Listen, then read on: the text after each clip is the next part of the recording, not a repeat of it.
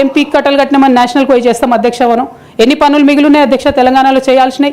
2 పెద్ద రివర్స్లో, ఒక పక్క గోదావరి, ఇంకో పక్క కృష్ణ, 1,89,000 కోట్లు ఖర్చు పెట్టినాం అధ్యక్ష. కొత్తగా ఇచ్చిన ఆయకట్టు ఎంత అంటే 14 లక్షల ఎకరాలు అధ్యక్ష. 1,89,000 కోట్లు అంటే ఎంత అధ్యక్ష? 1 లక్ష కోట్లు ఖర్చు పెడితే 20 లక్షల మంది పేద ప్రజలకు ఇంటికి 5 లక్షలు వేసుకున్నా 20 లక్షల మందికి పేద ప్రజలకు ఇల్లు ఇవ్వచ్చు అధ్యక్ష మనం. కానీ 1,89,000 ఖర్చు పెడితే అధ్యక్ష జరిగింది ఎవరికి, ఒరిగింది ఎవరికి అంటే ఒక వ్యక్తి 1989లో కంపెనీ పెట్టుకున్న ఆయన మన తెలంగాణ వచ్చిన తర్వాత ఫోర్బ్స్ జాబితా ఉంటుంది అధ్యక్ష.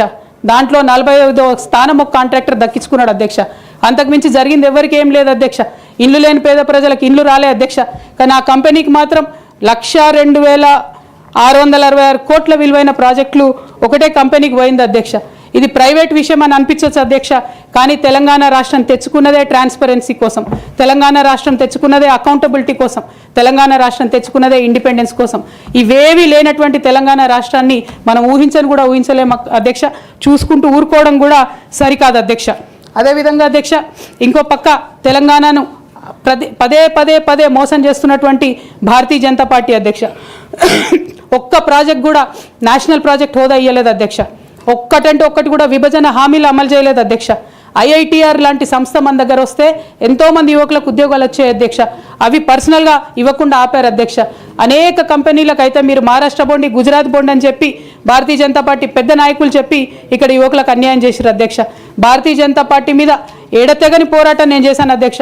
అది పార్లమెంట్లో మాట్లాడడం కావచ్చు, బయట మాట్లాడడం కావచ్చు, అనేక అంశాల మీద కొట్లాడడం కావచ్చు అధ్యక్ష.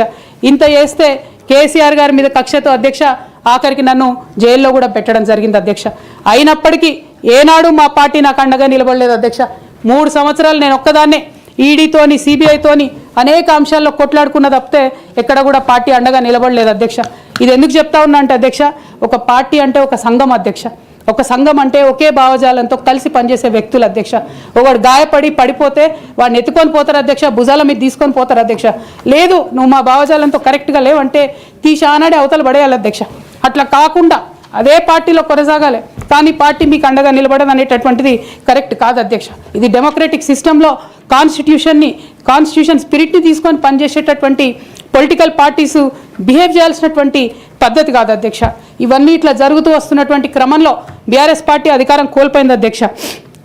అధికారం కోల్పోయిన తర్వాత కాంగ్రెస్ పార్టీ వచ్చి ఒక